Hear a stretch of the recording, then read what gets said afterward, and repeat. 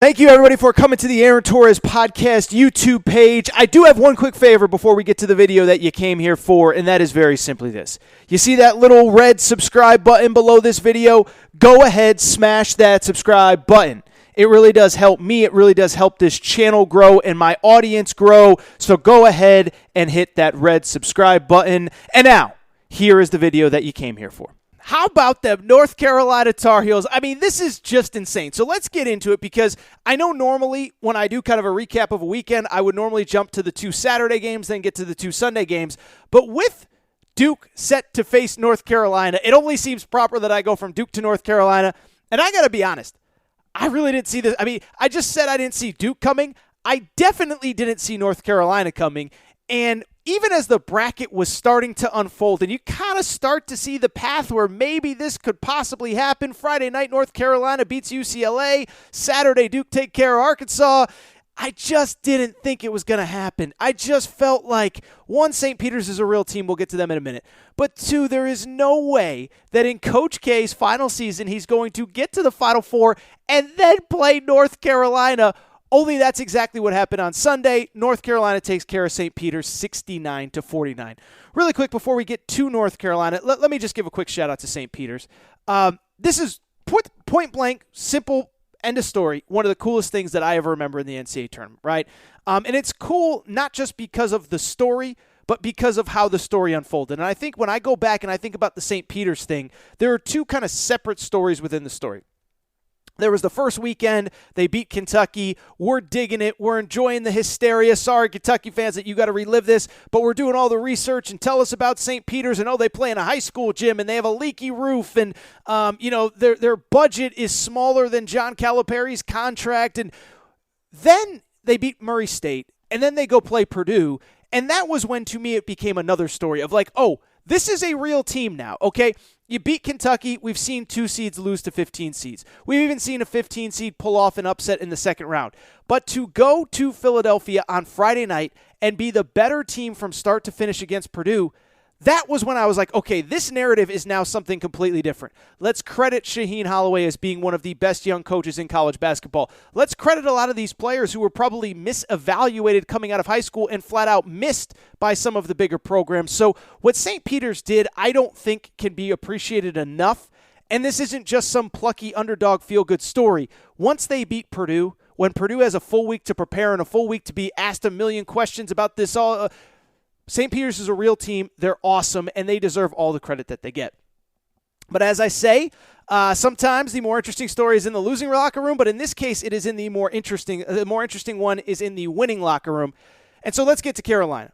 Because as soon as this game went final, I had a lot of you. Torres, all you did all year was crush Hubert Davis. What do you got to say now? Well, what I got to say is a couple things. One, I don't think the criticism was wrong at the time. But two, I also have to give this guy a ton of credit, okay?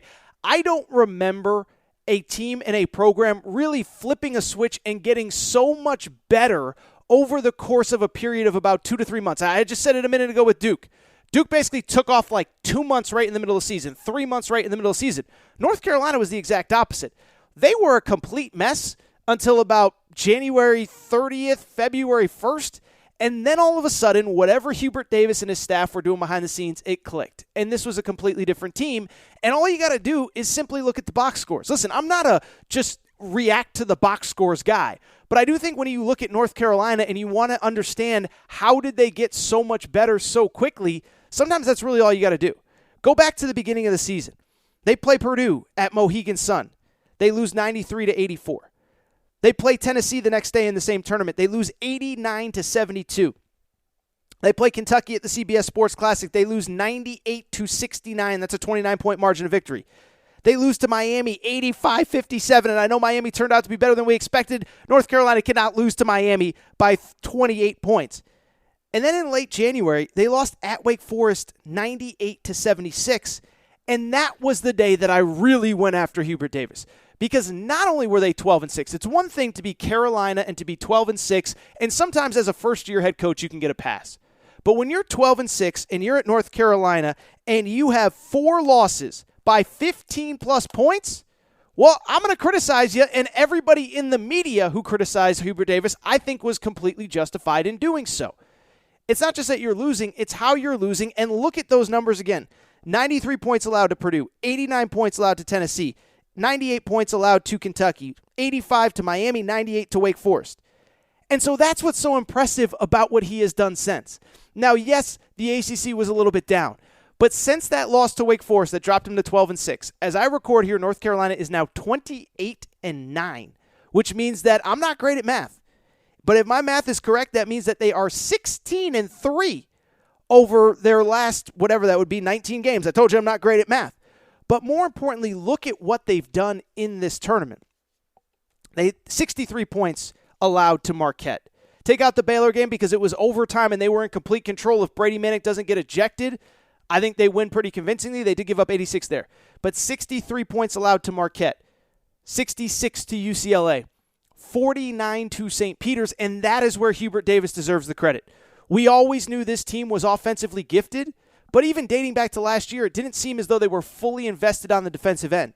So to go from allowing 93 to Purdue, 89 to Tennessee, 98 to Kentucky, 85 to Miami, 98 to Wake Forest, to 63 to Marquette, 66 to UCLA, 49 to St. Peter's, that is coaching, that is preparation, that is discipline, and that is players buying in. Now, there's been some other stuff as well.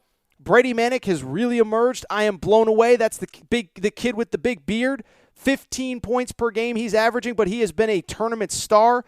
28 in the opener against Marquette, 26 against Baylor before he got ejected with 10 minutes left, 13 against UCLA, 19 against St. Peter's. Caleb Love, I give that kid so much credit. For people who don't remember his backstory, was a McDonald's All-American 2 years ago, didn't play well as a freshman, wanted to go pro. There was no interest. There was brief talk about him transferring. He came back, and he's just been a completely different player this season at North Carolina as a sophomore.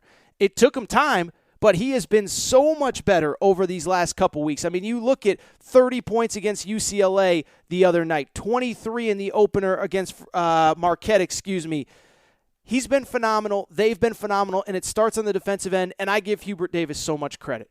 And so as we get set to look at the Final Four, listen, we don't have to break down Duke Carolina today. We got Wednesday, and we got Friday for that. But at the same time, I mean, just think about what I said, okay? I just spent a ton of time talking about Carolina, as I should, deservedly so.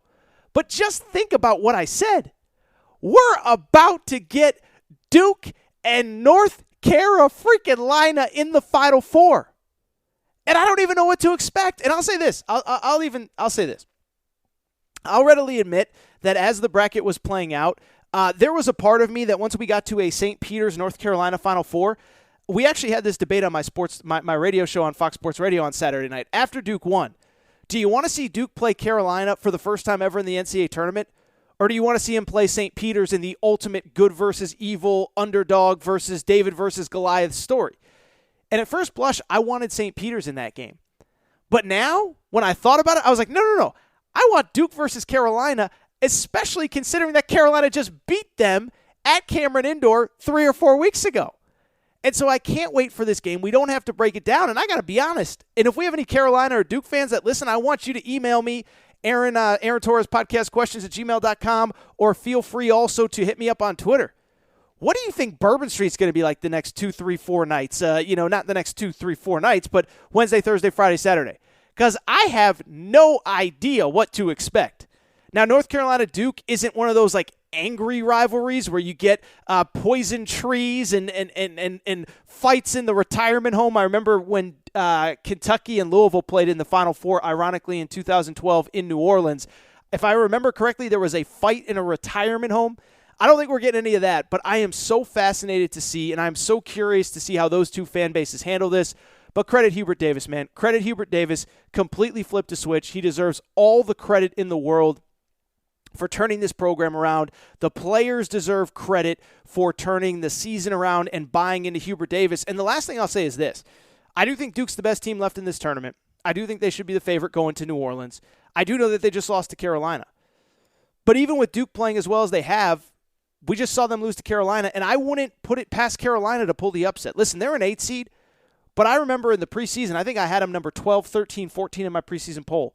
And I think they were about 17, 18. They're a really talented team. Caleb Love was a McDonald's All-American. Armando Bacot was a top 20 player coming out of high school. Brady Manick was a 4-year contributor in the Big 12 at Oklahoma. So I am so excited about this game. I cannot wait. I cannot wait to see what Bourbon Street is like over these next couple days, and it is going to be so fun.